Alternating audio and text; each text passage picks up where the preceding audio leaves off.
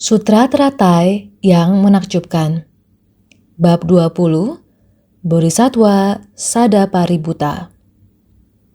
Shinfasyang Sutra Teratai, episode 1753. Memiliki kebijaksanaan dan memahami dengan jelas, makanya tiada wujud kegentaran. Para bodhisattva memiliki akar keyakinan dan kekuatan pikiran, sehingga tiada kegentaran. Ini artinya, para bodhisattva memiliki kebijaksanaan dan memahami segalanya dengan jelas. Mereka berketetapan hati untuk memebarkan dharma di tengah orang banyak, tanpa menunjukkan wujud kegentaran, makanya dinamakan tiada gentar. Jika kita mendengarkan dengan sepenuh hati, kita harus mengetahui bahwa para bodhisattva harus memiliki akar keyakinan. Dengan memiliki akar keyakinan yang teguh, serta dengan kekuatan pikiran yang kukuh, maka kita tidak akan gentar terhadap segala hal di dunia ini.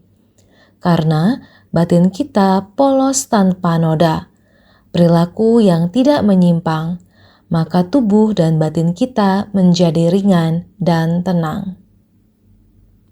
Tanpa khawatir dan tanpa gentar, bodhisattva seharusnya fokus pada jalan kebenaran. Harus memiliki keyakinan, pemahaman, ikrar, dan praktek. Jika mampu melakukan ini, akar keyakinan akan semakin mendalam dan kokoh. Kekuatan pikiran akan semakin stabil. Tidak peduli seberapa besar angin atau hujan yang menerpa, selama akar pohon tertanam dengan stabil, dalam, dan luas, pohon ini juga akan tetap kokoh. Sehingga akar keyakinan bodhisattva harus mendalam, serta kekuatan pikiran yang teguh. Secara alami, kita tidak akan gentar. Inilah yang disebut para bodhisattva memiliki kebijaksanaan dan memahami segalanya dengan jelas. Karena kita selalu bersungguh-sungguh berjalan, juga terus memperluasnya tanpa henti, sehingga kita memiliki satu jalan bodhisattva yang stabil dan mantap. Seluruh panorama yang kita lihat juga semakin luas. Masih banyak hal yang harus kita kenali, orang, hal, dan benda. Melihat dengan jelas akan segala sesuatu yang ada di dunia ini. Karena pada lingkungan yang luas ini, segala jenis hal dan benda di dunia ini harus kita pahami dengan tuntas. Jadi, inilah bodhisattva. Karena masuk ke tengah orang banyak untuk melengkapi semuanya. Jadi, para bodhisattva memiliki kebijaksanaan. Ketika mengalami suatu hal, satu kebijaksanaan akan bertumbuh. Jika kita masuk ke tengah orang banyak di dunia ini, menyaksikan segala hal di dunia ini secara universal, maka kita akan mampu menambah kebijaksanaan kita. Inilah mengapa Sang Buddha menginginkan kita masuk ke tengah orang banyak, yakni masyarakat. Juga sama sedang menerima pengajaran. Semua orang dapat memebarkan dharma di tengah orang banyak, menunjukkan pengalaman dari kehidupan mereka untuk kita saksikan. Inilah ajaran duniawi. Terdapat bodhisattva di dunia yang bersumbangsih untuk orang banyak, tanpa rasa gentar dan tanpa pamrih. Tetapi dipenuhi sukacita dharma ketika bersumbangsih. Terdapat kehidupan yang telanjang dipaparkan di depan kita. Sungguh penderitaan ekstrim yang tidak bisa diukur.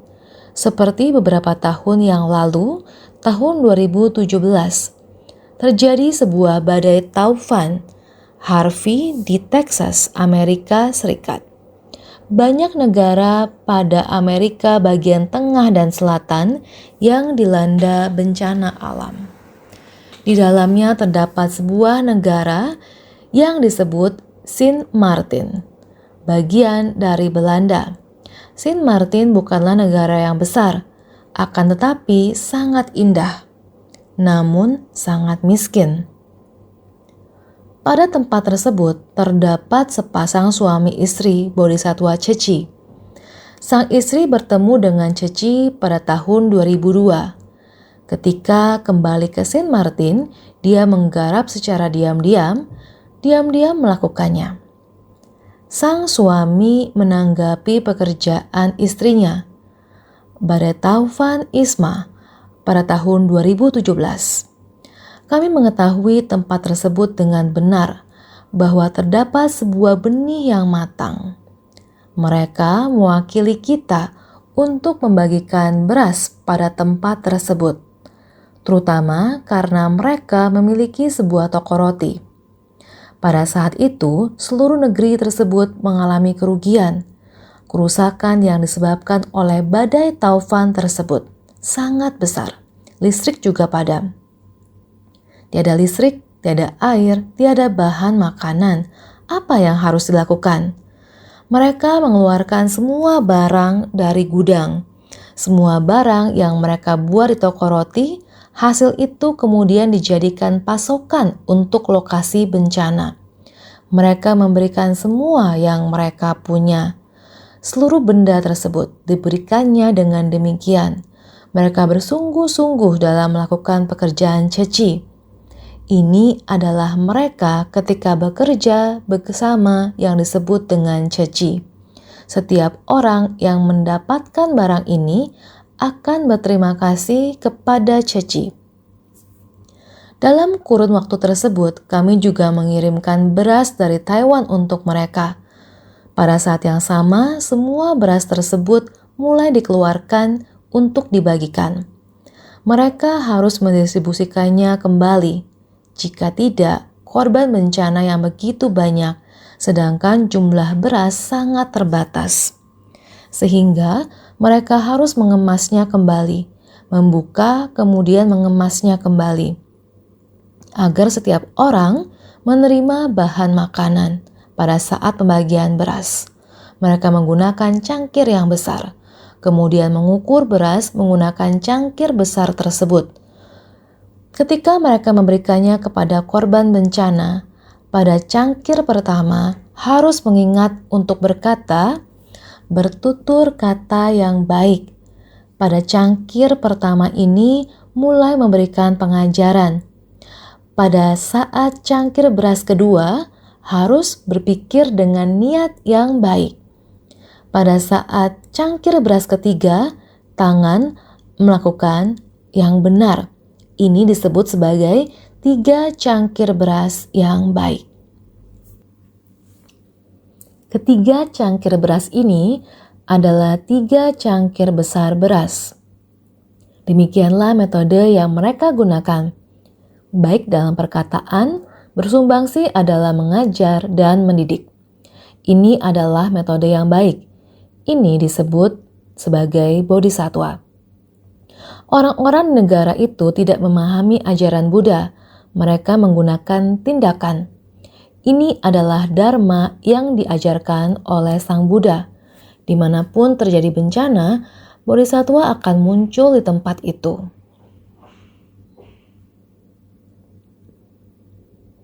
Bodhisattva muncul di tempat itu untuk menyelamatkan para makhluk. Terdapat banyak kisah yang menghangatkan hati. Banyak di antaranya adalah mereka mempraktekannya dalam tindakan nyata. Kemudian mereka mengosongkan satu ruangan di rumah, mengadakan kelas pada tempat tersebut setiap minggu dengan menggunakan saluran televisi TAI yang dilengkapi teks terjemahan bahasa Inggris, menunjukkan master yang sedang berbicara. Pada tempat tersebut, mari semua orang mari menonton. Tindakan Ceci adalah tindakan cinta kasih, sedikit demi sedikit supaya mereka di sana dapat memahaminya. Ternyata Ceci bersumbangsih kepada orang-orang menderita di seluruh dunia. Jadi mereka mengagumi titik awal Ceci, serta pekerjaan yang dilakukan sekarang. Sehingga semua orang dengan hati penuh syukur untuk menerima setiap bantuan materi. Terkadang orang telah menerimanya dan setelah beberapa waktu kemudian dibagikan lagi, tidak masalah jika saya tidak menerimanya, karena dulu saya pernah menerimanya dan dia tidak. Sekarang saya juga bisa datang dan menjadi relawan. Saling berpengertian seperti ini, tidak ada perbedaan bahwa kamu mendapatkannya dan saya tidak mendapatkannya. Hati yang membeda-bedakan dan tidak gembira. Mereka tidak seperti ini. Mereka merasa bersuka cita setiap pembagian. Meskipun merupakan negara miskin, namun batin mereka telah menerima pelembaban dari Buddha Dharma. Setiap kali pembagian, semua orang mengikuti aturan dan bersuka cita. Inilah Bodhisattva.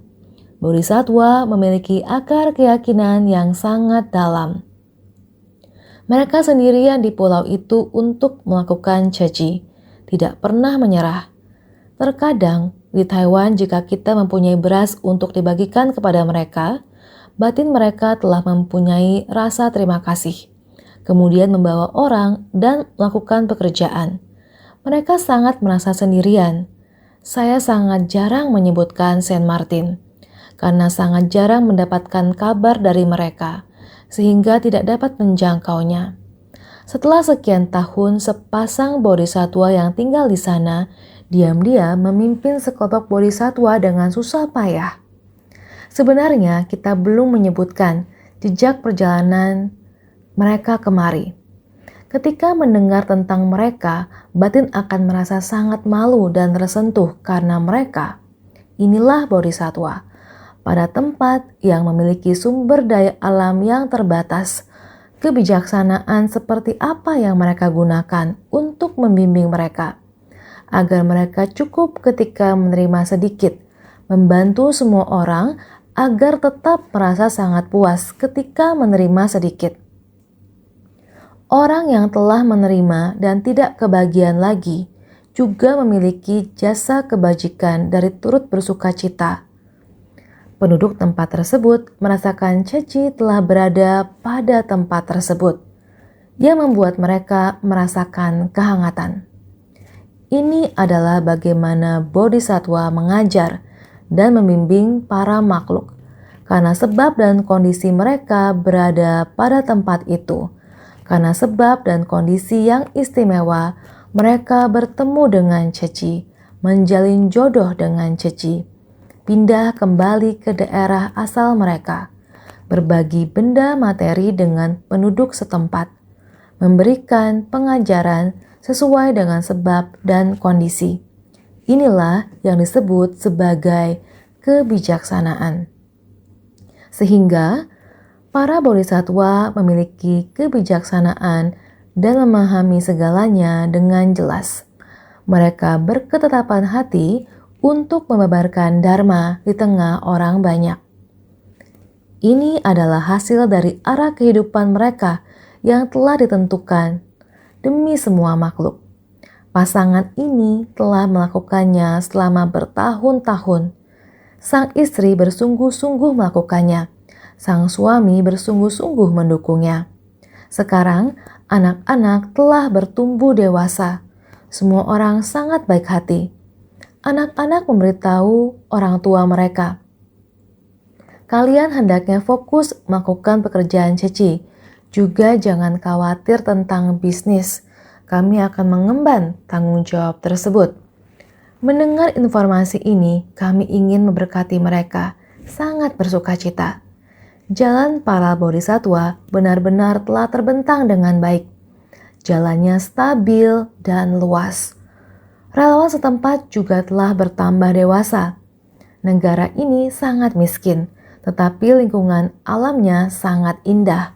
Langit biru dan awan putih pada tempat tersebut. Laut yang biru dan pepohonan yang hijau. Ketika melihat foto tersebut, laksana seperti surga di bumi. Namun, jika melihat ke pedalaman, semuanya adalah rumah yang kumuh dan miskin. Pemandangan dari rumah kumuh tersebut menuju laut sangat indah sekali. Sungguh pemandangan alam yang indah. Akan tetapi, negara yang tak berdaya dan miskin, terdapat banyak kesulitan di tempat ini. Terdapat banyak orang baik, orang yang miskin dan kesulitan juga di sini. Sekarang, tempat ini sangat beruntung karena pada tempat tersebut terdapat bodhisatwa membawa sekelompok relawan. Sungguh bukan hal yang mudah. Oleh karena itu, para bodhisatwa memiliki kebijaksanaan dan memahami segalanya dengan jelas. Mereka berketetapan hati untuk membabarkan dharma di tengah orang banyak. Selain bersumbangsi pada tempat itu, mereka juga membabarkan dharma tanpa menunjukkan wujud kegentaran, makanya dinamakan tiada gentar. Demikianlah Saint Martin, insan Ceci. Sebenarnya Afrika jauh lebih besar. Pada tahun 2019, mendengar kisah dari Tuan Pan Ming Sui. Saat itu Ceci melaksanakan bantuan di sana. Ini adalah masa ketika masyarakat sangat tidak stabil. Karakter nasional Afrika Selatan sangat tangguh. Orang miskin juga sangat miskin. Orang yang sangat kuat sangatlah kuat. Sehingga para pengusaha Taiwan di sana, mereka juga sering dirampok dan dipukul.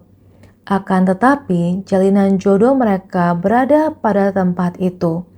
Bagaimana cara untuk menetralisir tempat tersebut? Membalikan keadaan untuk masyarakat miskin. Apakah ada cara untuk mempengaruhi mereka dengan ketangguhan itu? Ini adalah permulaan di Afrika Selatan, sehingga mereka bersungguh hati pada tempat tersebut. Menebarkan benih secara diam-diam, juga menciptakan pabrik yang memberikan kesempatan kerja dan perlindungan bagi kaum difabel pada tempat itu, agar orang miskin pergi ke tempat tersebut untuk belajar menjahit.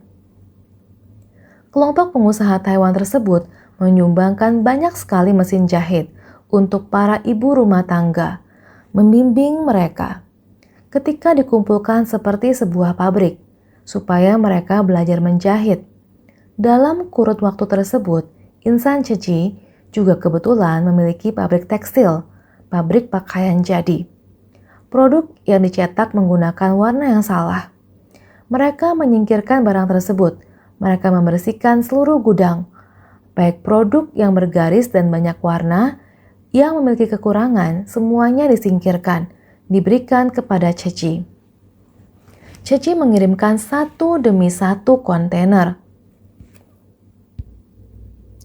agar bisa digunakan oleh wanita di sana untuk menjahit. Inilah sebab dan kondisi yang terjadi pada masa lampau. Mereka memimpin dengan baik.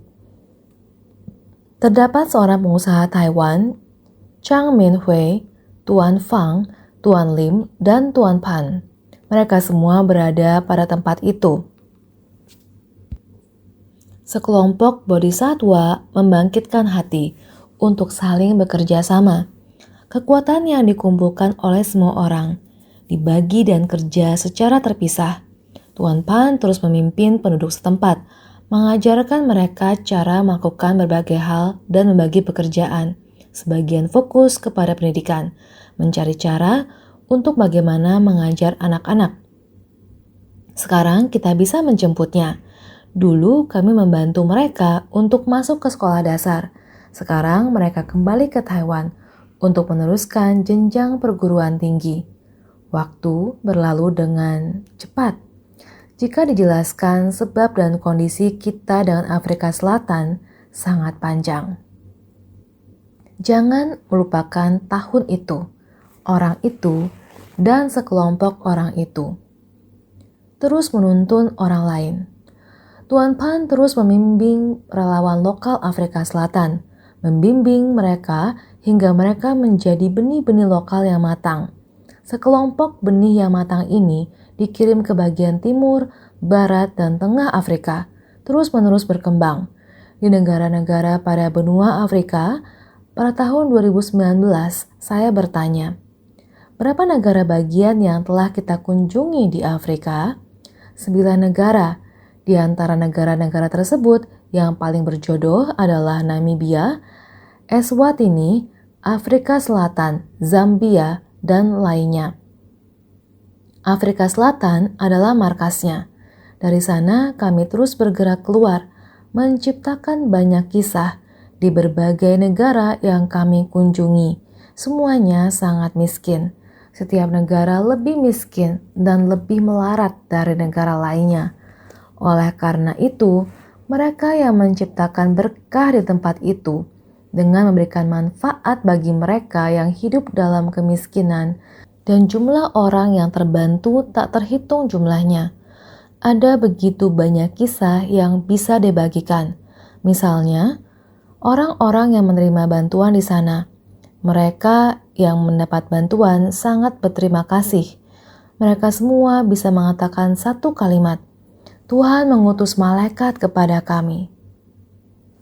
Lalu saya memberitahu kepada mereka bahwa kami tidak membeda-bedakan agama.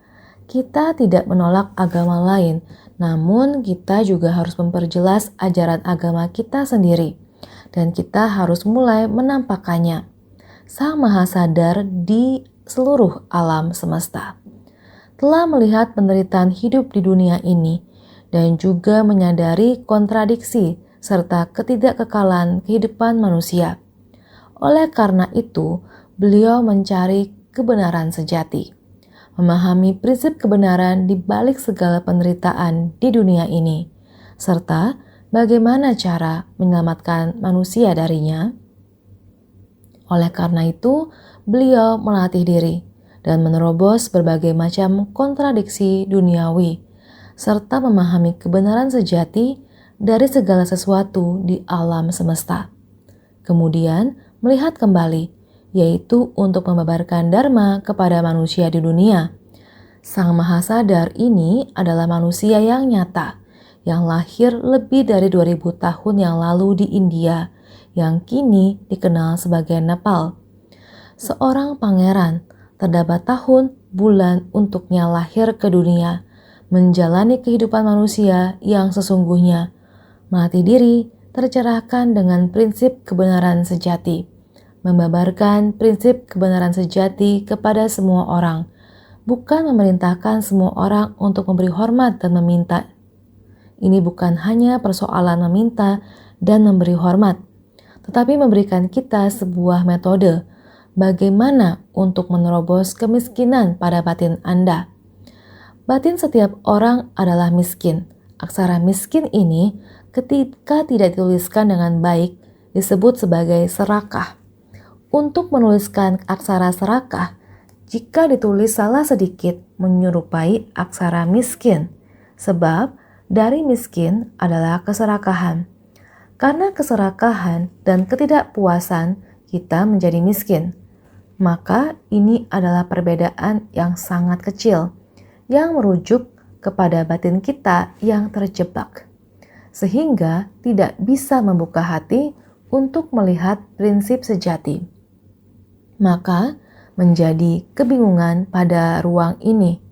Karena demikian, maka bodhisattva harus membangkitkan tekad untuk membabarkan dharma di dunia, masuk ke tengah orang banyak, masuk ke tengah kerumunan orang yang paling menderita, tanpa gentar, membabarkan dharma untuk para makhluk.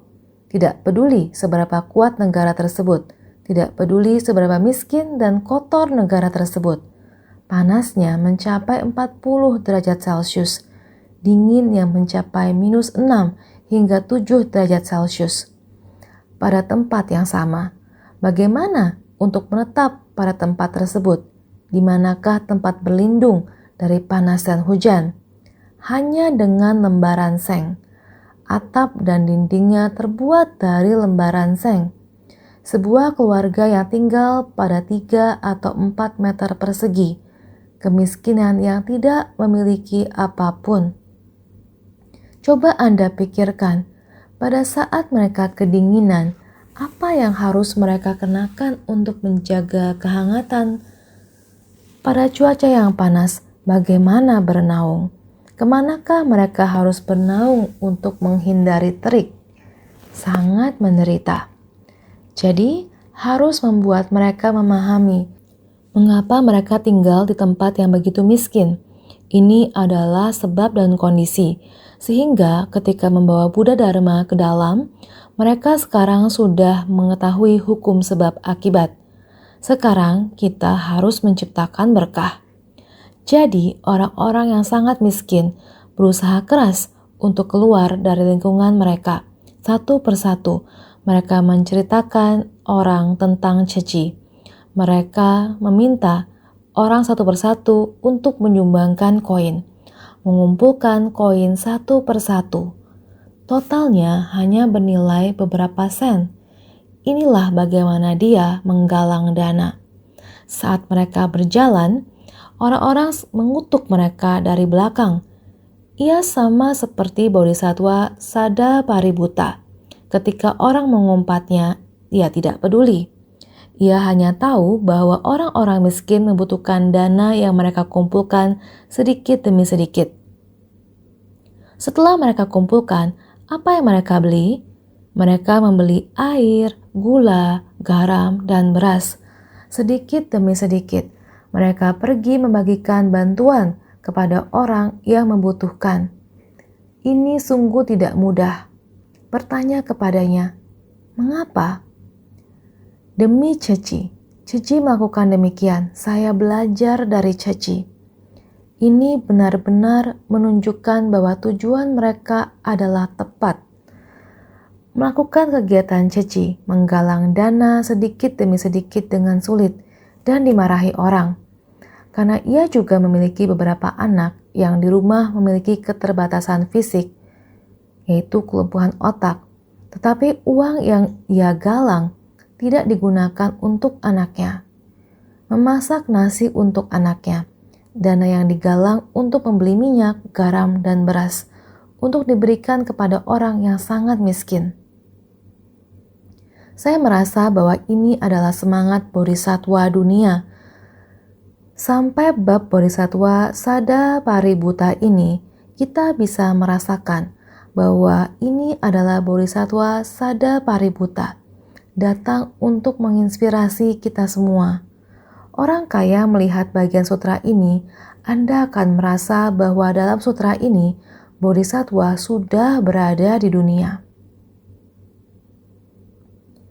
Para Bodhisattva tahu akan kapasitas tajam ataupun tumpul dari semua makhluk, lalu membabarkan Dharma sebagai respon untuk menuntun mereka sesuai kapasitasnya. Itu sebabnya tiada rasa gentar ketika membabarkan Dharma di tengah orang banyak. Yakni di dunia ini, menyesuaikan kapasitas untuk menyelamatkan negara yang berbeda. Untuk yang menderita, ia menyelamatkan mereka dengan cara demikian. Mereka dapat menolong banyak orang di tempat itu. Saya bertanya kepada Tuan Pan, mereka membantu begitu banyak orang. Apakah sumber daya berasal dari kita? Dia menjawab, lebih dari 90% adalah dari penduduk lokal itu sendiri. Digalang sedikit demi sedikit untuk membantu orang, memanfaatkan sumber daya setempat. Membuat saya sangat tersentuh, tidak tega. Jadi, Bodhisattva kita menuju tempat itu menggunakan berbagai metode untuk memberikan pengajaran, mengikuti tajam dan tumpulnya akar kapasitas para makhluk, menyelamatkan serta membabarkan Dharma, sesuai dengan akar kapasitas mereka. Di tengah kerumunan para makhluk, tiada gentar ketika membabarkan Dharma. Kita akan mampu memahami hal ini dengan sangat jelas. Ini untuk membantu semua orang agar mengetahui Bodhisattva Sada Paributa. Bodhisattva Sada Paributa sebenarnya sedang membahas kehidupan kita sekarang. Kebetulan kita membahasnya di sini. Bodhisattva Sada Paributa datang dan pergi pada berbagai tempat. Saya memberitahu mereka, Berbagilah dengan kita semua. Ini yang disebut fakta sejarah Ceci. Tulis semuanya, supaya semua orang tahu dengan jelas, menyebarluaskan dan membabarkan dengan baik. Ini adalah kisah yang menyentuh orang lain. Sungguh banyak. Setelah hayatnya berakhir, mari masuk ke dalam naskah sutra sebelumnya, setelah kematian. Setelah hayatnya berakhir, berkesempatan untuk bertemu dengan 2000 koti Buddha. Semuanya bergelar Chandra Surya Pradipa. Di bawah naungan Dharma dari mereka, dia membabarkan sutra teratai ini. Dengan sebab musabab ini, selanjutnya bertemu dengan 2000 koti Buddha lagi. Semuanya bergelar Dundu Biswara Raja. Di bawah naungan Dharma dari para Buddha ini, dia menerima, menegakkan, membaca, melafalkan, dan membabarkan sutra ini kepada semua dari 4 kelompok murid. Sutra Teratai Bab 20, Bodhisattva Sada Paributta. Kita telah membahas ini sebelumnya. Semua orang harus mengingat kembali, serta menghubungkannya kembali dengan kisah-kisah yang baru saja saya ceritakan. Ini memiliki makna yang sangat mendalam akan proses bodhisattva dunia pada masa sekarang. Selanjutnya dikatakan, dia memperoleh kemurnian dari mata biasanya, telinga, hidung, lidah, tubuh, dan pikirannya. Semuanya menjadi murni. Dia membabarkan dharma di tengah-tengah 4 kelompok murid tanpa kegentaran di dalam batinnya. Sutra Teratai Bab 20, Bodhisattva Sada Paributta. Jadi, dia telah memperoleh mata orang biasa yang murni. Karena bodhisattva dunia memandang dunia berbeda dengan orang biasa memandang dunia. Keseluruhan yang dia lihat adalah para makhluk yang menderita serta membutuhkan bantuan. Bagaimana cara untuk membabarkan dharma kepada mereka? Bagaimana cara mendukung mereka? Serta bagaimana mencabut penderitaan mereka? Ini adalah mata bodhisattva, sehingga dia tidak memiliki keserakahan. Dia hanya melihat dengan jelas sekali. Batinnya jelas akan bagaimana cara untuk masuk ke tengah orang banyak, sehingga akar indera telinga, hidung, lidah, tubuh, dan pikiran mereka semua menjadi sangat murni. Dia memperoleh kemurnian dari mata biasanya, telinga, hidung, lidah, tubuh, dan pikirannya. Semuanya menjadi murni. Ketika mata bawaan lahir dari kedua orang tua telah memperoleh kemurnian, semua 6 akar indera seketika juga memperoleh kemurnian. Ketika mata bawaan lahir dari kedua orang tua telah memperoleh kemurnian, semua 6 akar indera seketika juga memperoleh kemurnian. Ini merujuk kepada tubuh jasmani yang diberikan oleh orang tua kita ketika dilahirkan. Kita sudah bersama bodhisattva untuk belajar bagaimana memandang para makhluk. Kita belajar dari bodhisattva untuk mengambil tindak nyata dengan akar indera pada tubuh kita. Dengan demikian, kita sudah memulai belajar dari bodhisattva. Semua 6 akar indera seketika juga memperoleh kemurnian. Hendaknya senantiasa menggunakan kerendahan hati, penghormatan, dan kekuatan pikiran untuk melatih dan merealisasikan jasa kebajikan yang sempurna. Memperoleh kemurnian paling akhir dan selamanya berdiam padanya tanpa pernah mundur. Dengan tubuh dharma dari bodhisattva pada tingkatan pertama, 6 akar indera masing-masing dapat berfungsi sebagai akar indera lainnya dengan wujud yang sempurna dan murni.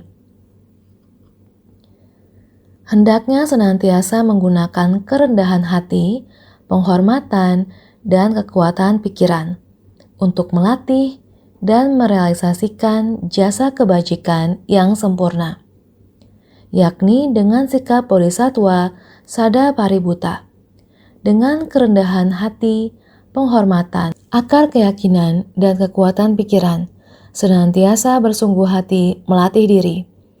Realisasi jasa kebajikan yang sempurna semacam ini karena memiliki jasa dalam melatih dan memperoleh kebajikan. Jadi kita telah bekerja keras selama ini, terus-menerus hingga memiliki keyakinan yang benar kepada diri sendiri. Jasa kebajikan ini akan menjadi sempurna dengan demikian. Jika kita tidak berusaha, bagaimana kita mendapatkan akar keyakinan dan kekuatan pikiran? Tidak ragu terhadap diri sendiri, tidak ragu terhadap arah tujuan yang benar. Kita mempraktekkan dengan tindakan nyata. Maka, dengan penghormatan dan kekuatan pikiran untuk menunjukkan bahwa kita telah melatih dan merealisasikan jasa kebajikan yang sempurna, memperoleh kemurnian paling akhir dan selamanya, berdiam padanya tanpa pernah mundur. Kita berdiam pada tahapan bodhisattva sudah benar, jangan pernah mundur. Dengan tubuh dharma dari bodhisattva pada tingkatan pertama, 6 akar indera masing-masing dapat berfungsi sebagai akar indera lainnya dengan wujud yang sempurna dan murni. Sekarang tubuh dharma kita sudah leluasa berdiam sebagai bodhisattva pada tingkatan pertama. Karena terdapat 10 tingkatan dari bodhisattva, masuk dari akar keyakinan, dan berhasil membina diri sampai sangat bersuka cita. Dengan penghormatan dan kekuatan pikiran seperti sada paributta, yang ada hanya sukacita.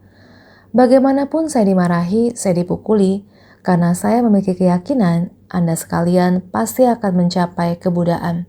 Sehingga terhadap kalian saya harus hormat. Ini adalah penghormatan dan kekuatan pikiran. Tanpa kegentaran adalah merujuk pada tiada 5 jenis kegentaran. Tanpa kegentaran adalah merujuk pada tiada 5 jenis kegentaran. 1. Tiada kegentaran akan kekurangan sarana hidup. 2. Tiada kegentaran akan nama buruk. 3. Tiada kegentaran akan kematian. 4. Tiada kegentaran akan terjatuh ke dalam alam sengsara. 5. Tiada kegentaran akan kebajikan mengagumkan dari orang banyak. Pertama, dari tiada 5 jenis kegentaran, tiada kegentaran akan kekurangan sarana hidup. Bodhisattva pada tingkatan pertama telah merealisasikan tubuh yang tanpa tempat untuk berdiam dan memperoleh jiwa kebijaksanaan yang murni. Mereka terlahir sesuai ikrarnya, makanya tiada kegentaran akan kekurangan sarana hidup. Tiada 5 jenis kegentaran. Pertama, tiada kegentaran akan kekurangan sarana hidup. Hidup juga tiada gentar, baik hidup berapa lama pun, baik panjang atau pendek. Tiada gentar akan lingkungan apapun yang ditemui di dalam hidup. Ini disebut sebagai bodhisattva pada tingkatan pertama, telah merealisasikan tubuh yang tanpa tempat untuk berdiam. Tubuh jasmani tidak masalah sampai kapanpun itu. Jiwa kehidupan kita sudah disucikan hingga murni, sehingga mereka terlahir sesuai ikrarnya. Makanya, tiada kegentaran akan kekurangan sarana hidup. Inilah yang harus kita hayati dengan sepenuh hati. Meskipun saya menjelaskannya kepada Anda, isinya masih sangat mendalam. Kedua dari tiada 5 jenis kegentaran, tiada kegentaran akan nama buruk. Semua yang dilakukan adalah demi memberi manfaat pada para makhluk sebagai respon kepada kebutuhan dunia. Nama mereka telah tersebar luas, makanya tiada kegentaran akan nama buruk. Kedua, tiada kegentaran akan nama buruk. Semua yang dilakukan adalah demi memberi manfaat kepada para makhluk. Kita memberi manfaat kepada orang lain dengan cinta kasih. Tiada keserakahan untuk diri sendiri. Kita tidak bekerja untuk keuntungan, sehingga nama mereka telah tersebar luas. Tiada kegentaran akan nama buruk. Karena kita bekerja dengan hati yang sangat murni, tidak takut akan nama yang akan orang sebarluaskan.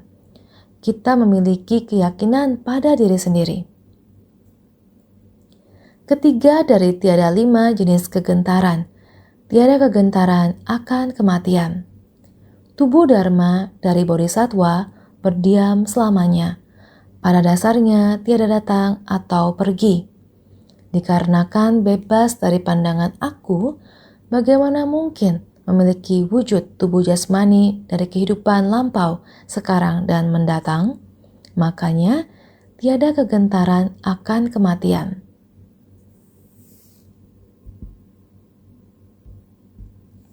Yang ketiga adalah tiada kegentaran akan kematian. Tubuh Dharma dari Bodhisattva berdiam selamanya. Kita telah masuk membangkitkan ikrar, telah berdiam pada tahap Bodhisattva. Pada dasarnya tiada datang atau pergi, sehingga kita bebas dari pandangan aku. Bagaimana kita memiliki kesalahan jika kita tidak memiliki pandangan aku? Kita selalu memberi manfaat kepada para makhluk sebagai tujuan kita. Bukan hanya memberi manfaat kepada diri sendiri, tetapi tujuan untuk memberi manfaat kepada para makhluk. Sehingga kita tidak memiliki kemelekatan, rasa ego, dan menguntungkan diri sendiri. Kita hanya ingin memberi manfaat kepada orang lain, pribadi yang memberi manfaat bagi kelompok makhluk, sehingga bentuk rupa jasmani kita pada kehidupan ini dan mendatang. Kita tidak memiliki rasa khawatir. Kematian bukan menjadi sesuatu yang sangat penting. Kehidupan dan kematian akan menjadi sangat leluasa, karena kematian seperti mengambang di udara, tanpa rasa sakit, tidak berat dan tanpa beban.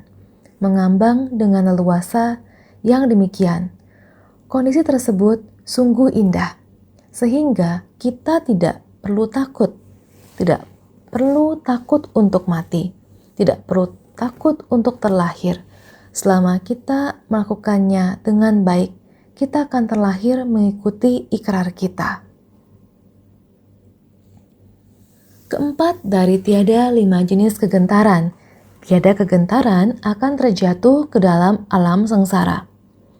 Bodhisattva selama banyak kalpa telah memuliakan Buddha, melatih segala dharma bajik dan menjauhi 3 racun batin. Selain menggunakan kekuatan ikrar yang maha belas kasih dan menampakkan diri di alam sengsara untuk menuntun para makhluk dengan metode terampil sesuai kapasitas mereka, selebihnya semua ajaran yang dipraktekkan adalah untuk pembinaan diri sendiri dan penegakan dharma. Tiada satu pun yang bersinergi dengan alam sengsara. Jadi, tiada kekhawatiran akan terjatuh ke alam sengsara dan tiada kegentaran terhadapnya. Yang keempat, tiada kegentaran akan terjatuh ke dalam alam sengsara. Tidak perlu khawatir untuk ke alam sengsara, karena kita dalam hidup ini tidak melakukan kejahatan. Tidak ada jalan untuk melakukan kejahatan. Bagaimana bisa menuju ke alam sengsara? Bodhisattva selama banyak kalpa telah memuliakan Buddha. Dalam waktu yang lama sudah terus menerima pengajaran dari Buddha, melatih segala dharma bajik dan menjauhi 3 racun batin. Kita tidak ada keserakahan, tidak ada kemarahan, tidak ada kegelapan batin, tidak ada 3 racun batin ini. Jadi, selain menggunakan kekuatan ikrar yang maha belas kasih, selain dari menggunakan kekuatan ikrar yang maha belas kasih, kita masih memiliki apa? Jika kita Menampakkan diri di alam sengsara adalah dengan metode terampil menuntun para makhluk. Meskipun kita pergi ke alam sengsara adalah metode terampil untuk menuntun para makhluk. Jadi, selebihnya semua ajaran yang dipraktekkan adalah untuk pembinaan diri sendiri dan penegakan dharma. Di lingkungan manapun kita sedang bersumbangsi, di saat bersamaan kita sedang membina diri. Ini adalah pembinaan diri sendiri, membina demi dharma. Namanya mengatakan kita sedang membantu orang, sebenarnya adalah memberi manfaat pada diri sendiri. Karena mengembangkan kebijaksanaan kita sendiri, menyempurnakan berkah dan jalinan jodoh kita. Kita harus menggunakan batin penuh syukur untuk bersumbangsi. Tiada satu pun yang bersinergi dengan alam sengsara. Kita dalam hidup ini mempraktekkan tidak akan menyimpang ke alam sengsara. Jadi kita tidak perlu takut. Tiada satu pun yang bersinergi.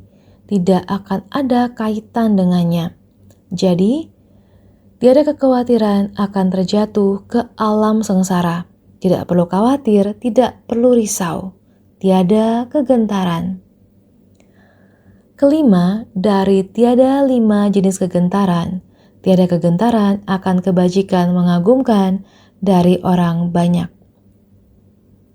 Di dunia ini, belum ditemukan adanya satu makhluk pun yang bisa dibandingkan dengan bodhisattva, apalagi mengunggulinya. Akan tetapi, bodhisattva dengan ikrar belas kasih merespon untuk memberikan bimbingan sesuai kebutuhan. Makanya, tiada kegentaran semacam ini. Yang kelima, tiada kegentaran akan kebajikan mengagumkan dari orang banyak. Kita tidak pergi ke tengah-tengah manusia dan pamer. Bukan tentang Anda lebih unggul, saya lebih unggul. Bukan tentang Anda lebih rendah, saya lebih unggul. Juga bukan tentang saya adalah bodhisattva, Anda adalah awam. Sama sekali tidak demikian. Para makhluk adalah setara. Batin, Buddha, dan para makhluk adalah setara. Sehingga di dunia ini belum ditemukan adanya satu makhluk pun yang bisa dibandingkan dengan bodhisattva, apalagi mengunggulinya. Tindakan para makhluk membuat mereka menjadi makhluk hidup, seperti tindakan bodhisattva yang membuat mereka menjadi bodhisattva. Para makhluk harus bersungguh-sungguh berjalan mengikuti bodhisattva. Kita harus belajar dari bodhisattva. Kita tidak berani mengatakan bahwa kita ingin melampaui bodhisattva. Kita adalah bodhisattva yang berada pada tahap pembelajaran. Kita belum tiba di luar tahap pembelajaran. Akan tetapi, bodhisattva dengan ikrar belas kasih merespon untuk memberikan bimbingan sesuai kebutuhan. Makanya tiada kegentaran semacam ini. Kita harus mengikuti para makhluk dalam cakupan ini. Kita harus belajar dharma, belajar jalan menuju kebudaan. Maka kita harus memiliki pengalaman yang sama dengan bodhisattva, bersumbangsi dengan ikrar welas asih. Sehingga kita harus menyesuaikan diri dengan para makhluk, menyelamatkan mereka dengan demikian. Makanya tiada kegentaran semacam ini. Tiada gentar akan kebajikan mengagumkan dari orang banyak. Bagaimanapun kebajikan mengagumkan dari orang banyak, kita tidak takut. Selanjutnya, dikarenakan 6 akar indera selalu murni, makanya mampu menegakkan segala dharma yang didengar, memperoleh segala dharani, dan selalu ingat tanpa pernah lupa. Serta 3 kebajikan telah pun lengkap. Juga artinya bodhisattva membabarkan dharma tanpa kegentaran. Dikarenakan 6 akar indera selalu murni, makanya mampu menegakkan segala dharma yang didengar. Dharani adalah pintu penegakan. Selalu ingat tanpa pernah lupa. Kita membawa pintu penegakan dari Buddha Dharma. Kita telah menggenggamnya.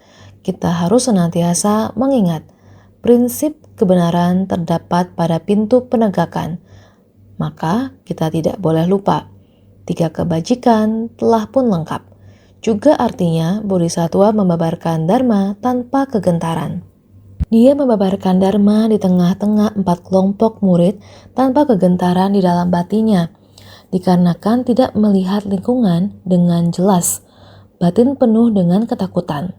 Sekarang 6 akar indera telah murni, paham kalau Dharma adalah dalam, halus, dan menakjubkan. Mampu membabarkannya bila mana ada kesempatan, bagaimana mungkin ada kegentaran. Dia membabarkan Dharma tengah-tengah 4 kelompok murid dengan batin tanpa gentar. Kita membabarkan Dharma di tengah-tengah 4 kelompok murid tanpa gentar. Dikarenakan tidak melihat lingkungan dengan jelas, batin penuh dengan ketakutan.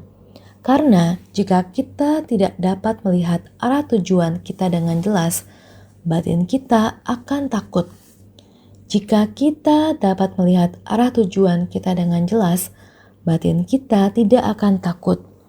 Baik setinggi apapun gunungnya, securam apapun jalannya, kita tidak akan takut.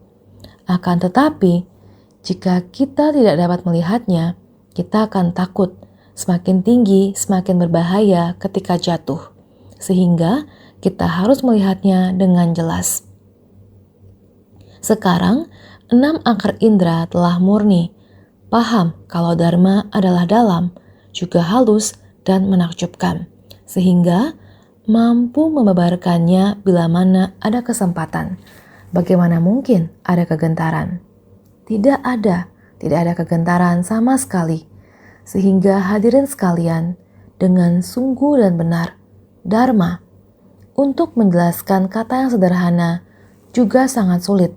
Tetapi, jalan yang dilalui kehidupan manusia, kita akan memahami dengan lebih mendalam. Bagaimana Bodhisattva Ceci di Afrika berjalan.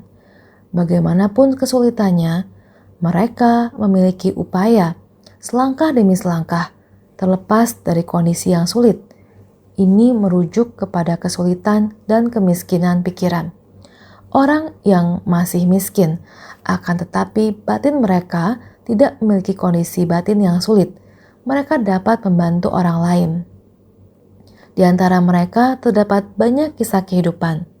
Singkat kata, ketika kita mempelajari Dharma, kita harus masuk ke tengah orang banyak. Masuk ke tengah orang banyak, yakni tempat pelatihan spiritual di antara kerumunan para makhluk, mempelajari ajaran sejati. Oleh karena itu, Bodhisattva Sada Paributta harus terjun ke tengah orang banyak.